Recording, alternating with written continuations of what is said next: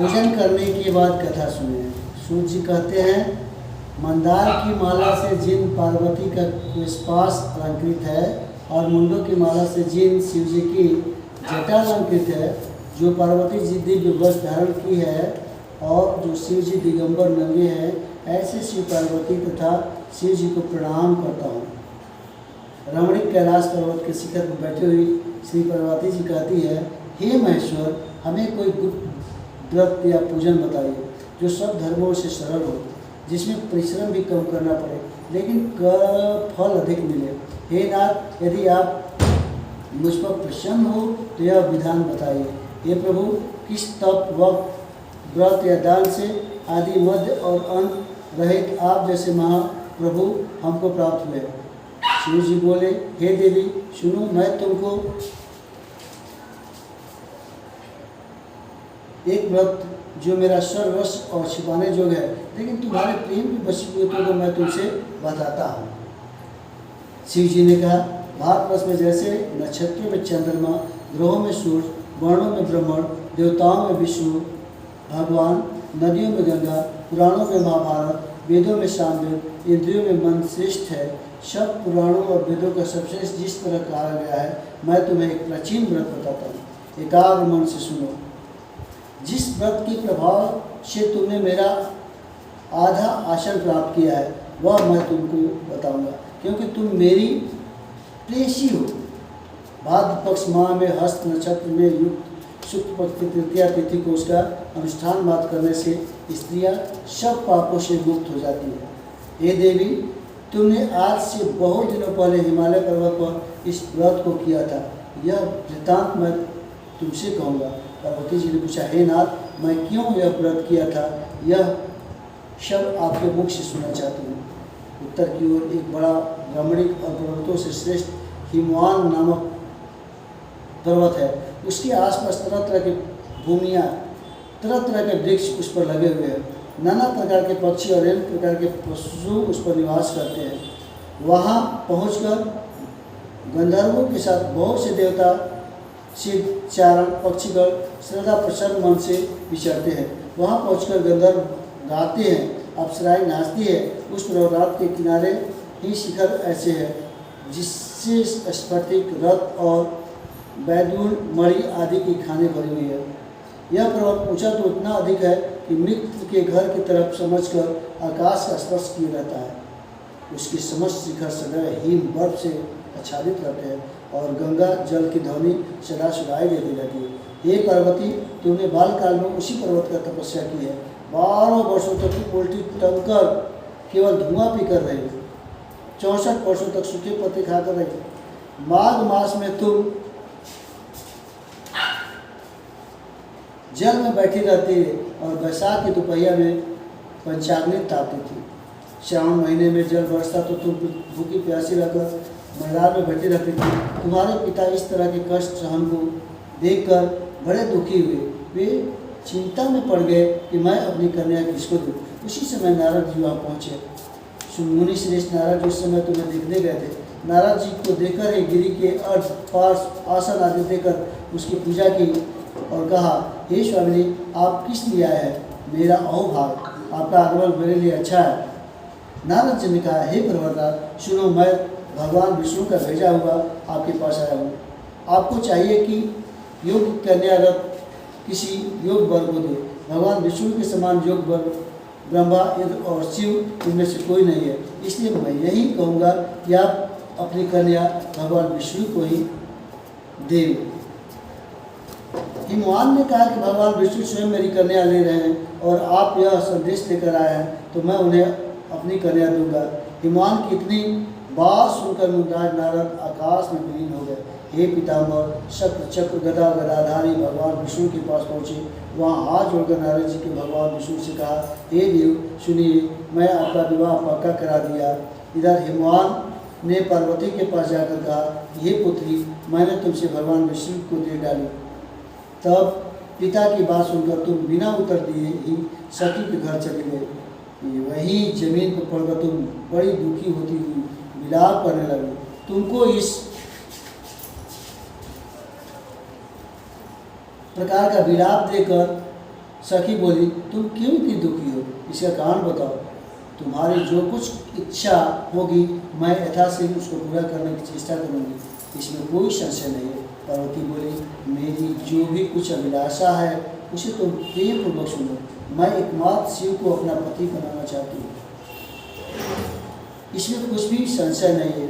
मेरे इस विचार को पिताजी ने ठुकरा दिया, इसमें मैं अपने शरीर को त्याग दूंगी। पार्वती के इस व्रत को सुनकर सखियों ने कहा कि शरीर का त्याग न करो, चलो किसी ऐसे वन में चलो जहाँ पिता को पता न लगे। ऐसी सलाह कर तुम वैसे वन में जा पहुँची। उधर तुम्हारे पिता घर घर तुम्हें खोजने लगे, दूतों द्वारा भी खबर देने लगे कौन देवता या किधर मेरी पुत्री को हर ले गया। उन्होंने मन ही मन कहा, मैं नरक के आगे प्रतिज्ञा कर चुका हूँ कि अपनी पुत्री भगवान विष्णु को दूंगा। ऐसा सोचते सोचते हिमवान मूर्छित हो गए। गिरिराज को मूर्छित देकर सब लोग हाहाकार करते दौड़ पड़े। जब होश हुआ तो सब पूछने लगे कि गिरिराज, आप अपनी मूर्छा का कारण बताइए। हिमवान ने कहा, आप लोग मेरे दुख का कारण सुने, न मालूम कौन मेरी कन्या को हर ले गया। ऐसा नहीं हुआ तो उसे किसी काले सांप ने काट लिया या सिंह खा गए होंगे। हाय हाय, मेरी बेटी कहाँ गई? इसी दुष्ट ने मेरी पुत्री को मार डाला। ऐसे कह वे वायु के झोंके से कांपते हुए वृक्ष के समान कांपने लगे। इसके बाद हिमवान तुम्हें वन वन खोजने लगे। वह वन भी सिंह, भालू, हिंसक जंतुओं से बड़ा भयानक हो रहा था। तुम भी अपनी सखियों के साथ उस भयानक वन में चलती चलती एक ऐसी जगह जा पहुंची जहाँ एक नदी बह रही थी। उसमें रमणीक तट पर एक बड़ी सी कंदरा थी। तुमने उसी कंदरा में आश्रम बना लिया और मेरी एक बालू कामयी मूर्ता प्रतिमा बनाकर उसकी सखियों के साथ निराहार रहकर मेरी आराधना करने लगी। जब भद्र पार्श्व पक्ष की हस्तयुक्त तृतीया तिथि प्राप्त हुई तब तुमने मेरा विधिवत पूजन किया और रात भर जाकर गीता यथादि से मुझे प्रसन्न करने में बिताया। उस व्रत राज के प्रभाव से मेरा आसन डगमगा उठा, जिससे मैं तत्काल उस स्थान पर जा पहुंचा जहां पर तुम सखियों के साथ रहते थे।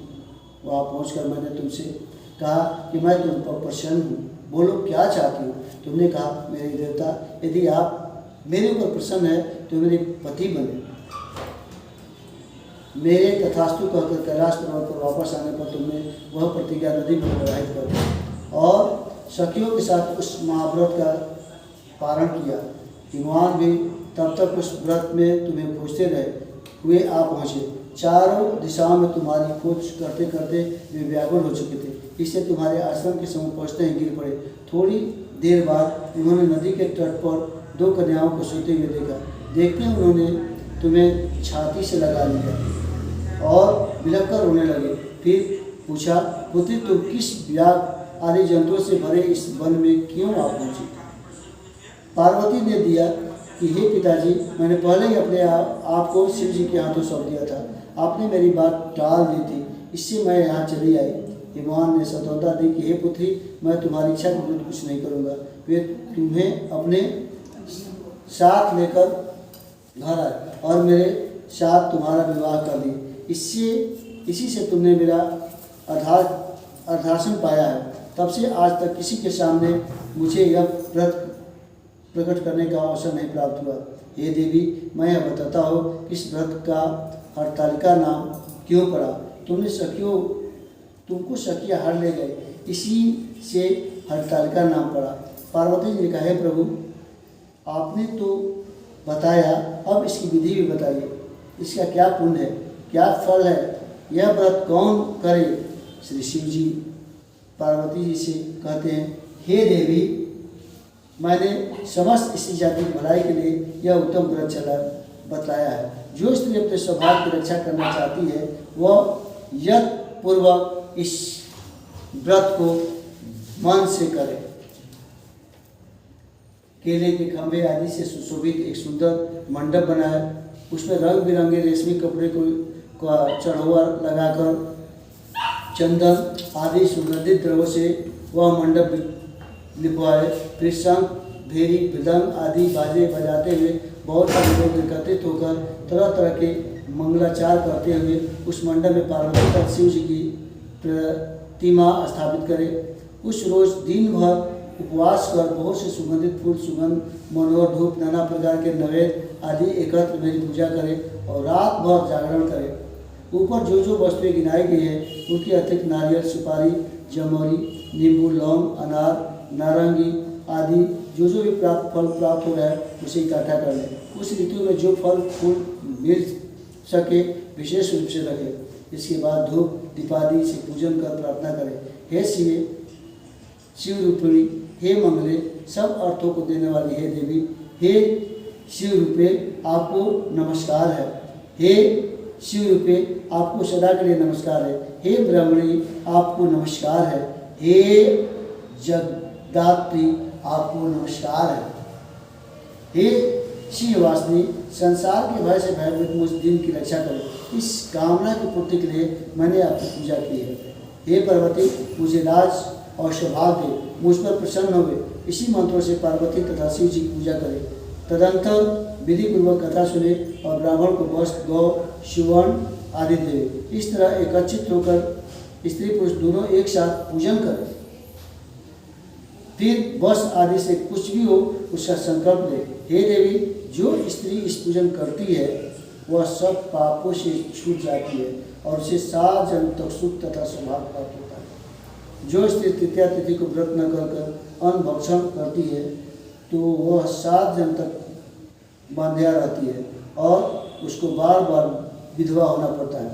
वह सदा दरिद्र, पुत्र शोक, शिशुकाकुल, स्वभाव की लड़ाकी, सदा दुख भोगने वाली होती है और उपवास न करने वाली स्त्री अंत में घोर नरक में जाती है। मांसाहार करने से बाघी, दही खाने से बिल्ली, मिठाई से चींटी और कुछ खाने से मक्खी होती है। तीज को अन्न खाने से सुकरी, फल खाने से बंदरिया, पानी पीने से जोग, दूध पीने से सौपिन, उस रोज सोने से अजगरी और पति को धोखा देने से मुर्गी होती है। इसलिए सभी स्त्रियां व्रत अवश्य करें। दूसरे दिन सुवर्ण, चांदी, तांबा अथवा बांस के पात्र में अन्न भरकर ब्राह्मण को दान दे और पारण करे। जो स्त्री इस प्रकार व्रत करती है वह सम्मान पति पाती है और जब वह मरने लगती है तो तुम्हारे समान उसका रूप हो जाता है। उसी सब प्रकार के सांसारिक भोग और शारीरिक मुक्ति मिल जाती है। इस हट्टालिका की व्रत कथा माँ सुनने से प्राणी को 1000 अश्वमेध और सैकड़ों वाजपेय यज्ञ करने का फल होता है। हे देवी, मैंने यह सब व्रतों में उत्तम व्रत बताया जिसके करने से प्राणी सब पापों से छूट जाता है। इसमें कुछ भी संशय नहीं है। इसके साथ ही आपका एक कथा समाप्त हुआ।